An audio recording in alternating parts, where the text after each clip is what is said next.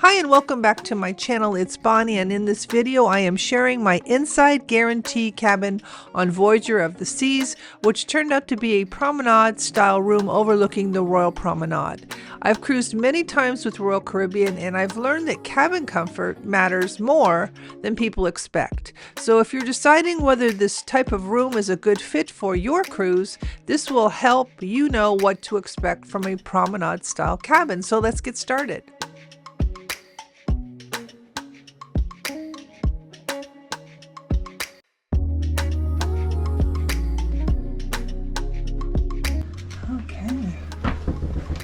Small room. It's going to be probably a noisy room. This is part of the room where you'd expect noise to be an issue. Noise really wasn't the issue here. Privacy was. You couldn't really keep your drapes open with the lights on because everyone could see inside, and also you didn't want to be looking out because people could see you standing there. Overall, this room was quieter than expected and very convenient, but it is not a room that I would personally choose again. At first, it was an inside cabin that I requested, and then because it was a guaranteed stateroom, I received this, and then it was, oh no, it's going to be noisy, but then I realized it wasn't noisy, it was more a lack of privacy, and honestly, I just would rather have had my inside cabin that I requested to begin with. And it's the Royal Promenade right below me on deck 5, so I can see people. I mean, it is kind of interesting to watch people. So the room does give the vibe of an interior because it's kind of dark, right? There's not natural light, and I actually do like natural light, but like I say, the upgrade was ridiculous, so I just said I'll forget it. Maybe they'll just give me one anyway, but they didn't. But they wanted so much more money that I tried to bid, but I didn't get it.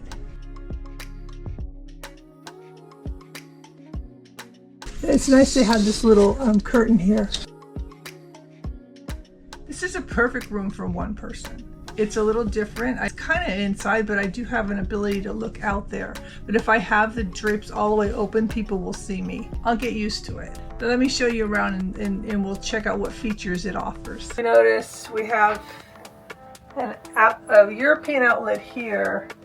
And then there's 2 regular outlets here, a US outlet. So you're going to need to bring a block or some extra cords. That's the kind of room this is. There's nothing modern about it. It has 2 mirrors that open with 3 different shelving in here. It's nice. And then on the desk itself has a cooler, kind of like a refrigerator, but it doesn't get quite that cold. And then a chair. Room services online. There's 2 little shelves here. So we've got the announcement channel on and off, and the mirror is nice because it offsets the room. And there's another light over this way. But I don't know if you'd want that light on if you're inside. At this point, I don't care. This room is a little smaller than I'm used to, but then again, the Royal Caribbean has a tendency to have rooms that are smaller. It certainly beats the studio that I had in the Anthem of the Seas. You know that all the parties happen out here, but they usually happen further in. So I guess, you know, I'm usually out till at least 10, so it should be fine. This is nice for the couch. I don't see any USB outlets. This is kind of an older ship. 3 shelves for things, and then there's 4 drawers here with a hairdryer. 6303. It has a small couch, a window seat, a queen bed, a desk that's attached. It looks like it's an adjoining room. So this is probably a room for, you know, when you're with kids or something. If you don't like your room, guest services is who you should talk to.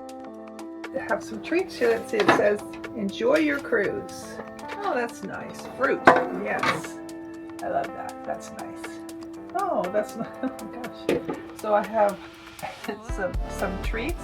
You know, it's funny, I was just thinking I should get something before dinner, and I guess I don't need to worry about that anymore. That's very nice. Yeah, so the room, you know, it's funny. I thought like I'd be, oh my gosh, I'd be hearing all this noise. I don't hear anything. But you want to keep you kind of feel obligated to keep the drapes closed. But I think the people on the other side, there's no one there. So it doesn't even matter because they're not going to see me. I think they have the lights on to make it look like there's someone over there, but I don't see anyone over there. So looking right into other people's, this is kind of odd, I have to say. Sometimes I wonder if when you get a guaranteed stateroom, if that's a good idea. There were guests on this sailing who were on board for many weeks, and they focused on keeping their costs down. So for them, this room was perfect. You can see the shelving above the TV, and we have a couple shelving right here. But there's no pull-out drawers at the desk because it's such a tight space, you couldn't do that. And then there's a chair. You've got your window seat with the lighting above. Those 3 lights are controlled over on the wall.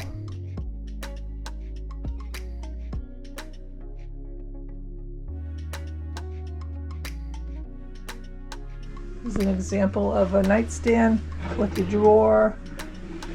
It has a phone.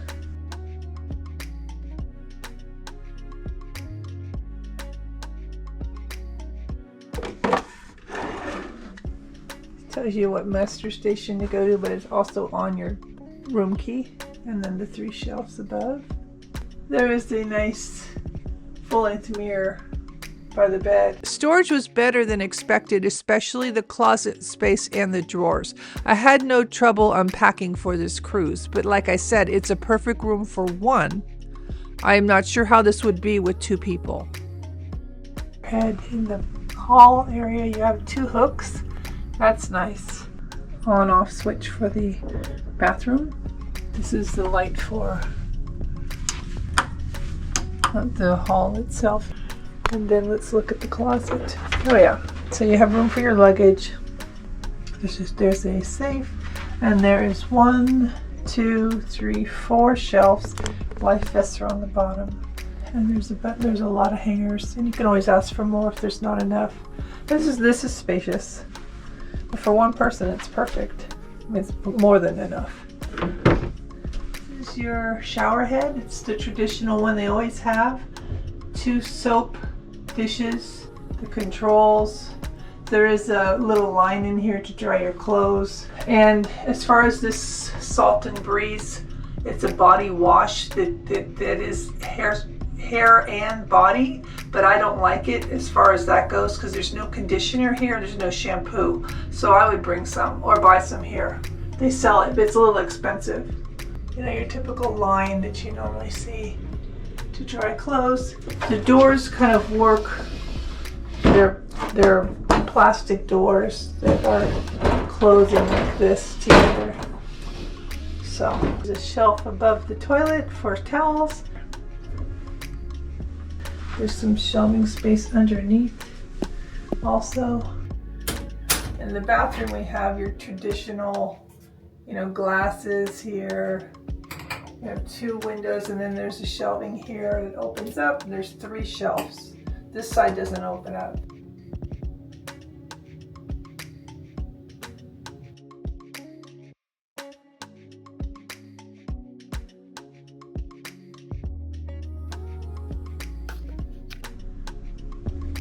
So this room, it feels like a standard inside cabin. The bed setup was comfortable, and there was enough space to move around without feeling cramped. Right by the stairwell that goes down to the 4th floor. And right below me, right down below, is the tavern bar. Again, that's more of a sports bar.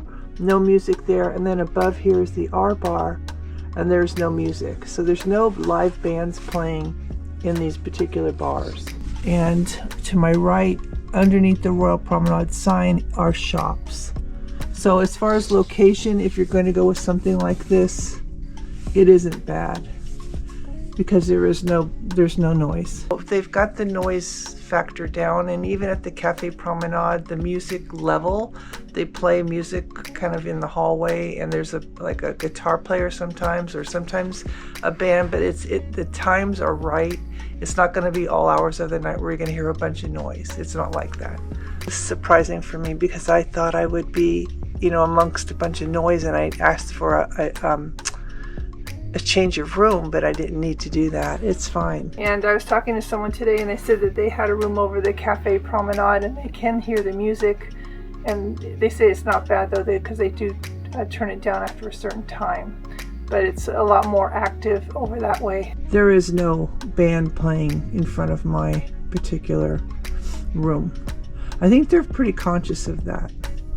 If you are considering an inside guarantee, just know that this could be a possible outcome for you. For me personally, I'd rather spend a little bit more for an ocean view and know exactly what I'm getting. If you are sailing on Voyager of the Seas, make sure you check out my playlist here. Thank you so much for watching, and if you have found this helpful, informative, or you've learned something, please make sure to hit that thumbs up button and subscribe for more future cruise tips and travel information.